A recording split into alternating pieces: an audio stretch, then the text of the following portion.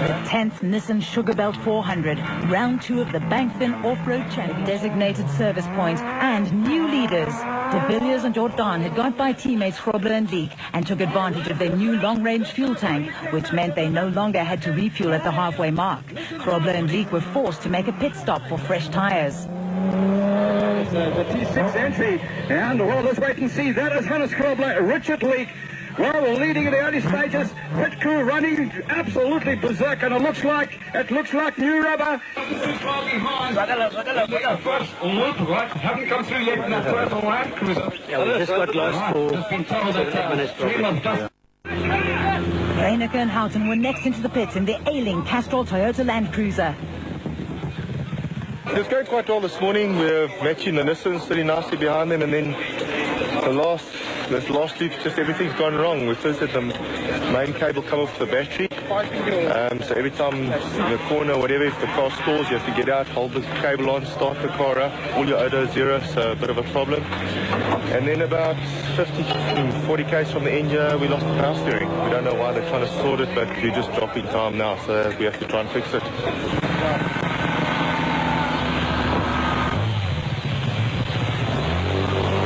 Quick pit stop for Class D leaders Piet Haasbroek and Christo Bosch. Next in were special vehicle category leaders John Weir-Smith and Tony George, who stormed into the pits for fuel, new tyres and, you guessed it, a jack.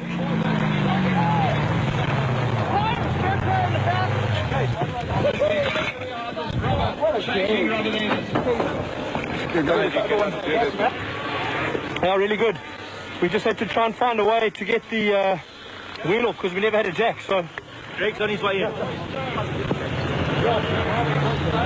The race was now on, with Greg Harvey and Boy Stone arriving in the pits just minutes after the special vehicle leaders, who wasted no time in getting back into the race.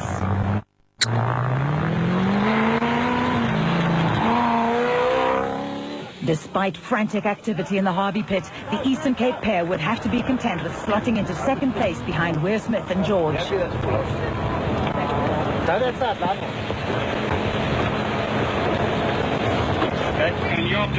A solid performance saw the De Bruins enter the pits with a comfortable lead in Class E.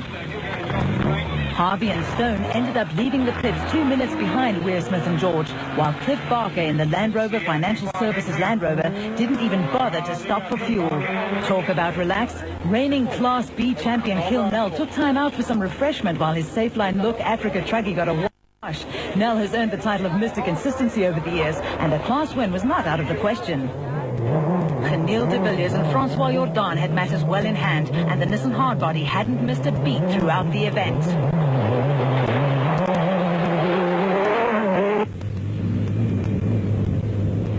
Hannes Grobler and Richard Leek were on a charge and could have done without being held up by one of the black markers, who politely made way for the Nissan pair.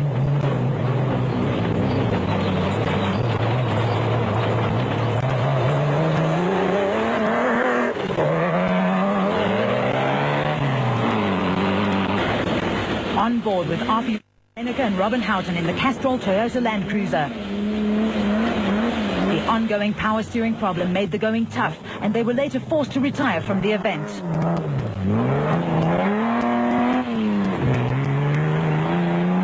Well, I did the first loop and I let my nephew do the second loop behind. And then he buggered it up because he broke the steering wheel. No, without a steering wheel you can't do really far. It's not a taxi, it's a racing car. And then our fuel pump stopped working. So I think we're out for the count. We tried that. Frikkie Botha also got it all wrong. Frikkie, jy moet skerp draai, ou. Draai man, nie speel nie. Into the final loop of the Nissan Sugarbelt 400, and there was no stopping for De Villiers and Francois Jordan in the Nissan hardbody. A Nissan 1-2 looked to be on the cards at this stage of the race, which had taken a huge toll and left less than 30 cars running in the event. There was also no stopping Weir-Smith and George, who'd picked up their pace and left Harvey and Stone trailing by over 20 minutes. Also unstoppable were Piet Haasbroek and Christo Bosch in the Castrol Toyota Land Cruiser, who had the measure on the rest of the Class D field. Nissan pair Duncan Foss and Mike Griffith, in only their second year of off-road racing, acquitted themselves well of their task and were second in Class D. Mark Corbett and John Moore had settled down into a comfortable third place in Class D in the Century Property Developments Isuzu, but were closely followed by Greg Harvey and Boy Stone in the second place Class A Jimco. Schroeder and Peckham finally got the better of the De Bruynes and were now leading Class E in the Ford Ranger. Cliff Weichelt and Johan Smallberger had moved up to third in Class T in the N1 4x4 Ford Ranger, which won last year's Toyota 1000 with Woolridge behind the wheel. Dowson Ormerod had soldiered on and regained the Class S lead, while Mr. Consistency, Gil Null, had taken command of Class B in his Safeline Luke Africa Truggy. The closing stages of the Nissan Sugarbelt 400, and De Villiers and Jordan were heading for yet another victory in their Nissan hardbody. A back-to-back victory for the reigning production vehicle champions.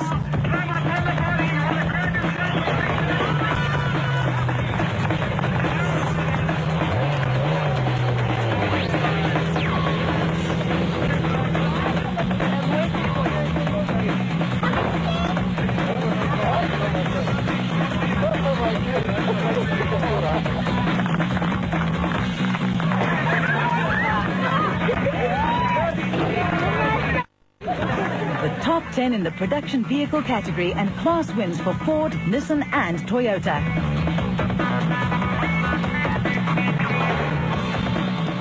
Conditions was it was good. There was a bit of dust with us catching the back markers and stuff, but overall it was actually a brilliant day. It was a very nice day, so it was great for banks and off-road racing. John Weir Smith and Tony George in the O'Hagan's Kopanong Hotel Jimco powered their way to the finish and a maiden win in the Bankman Off-Road Championship.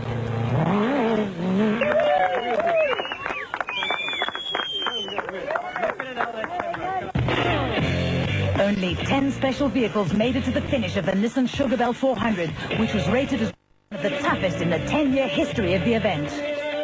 It was really good fun. I think it was a 4x4 race, most definitely. The sugarcane fields were very, very slippery, but it was really great out there. We got one puncher and we lost our jack, so it was a matter of driving onto rocks to try and get the wheels off the ground to change the wheels. Besides that, it was faultless. It was just a wonderful race, very, very well marked and very well organized.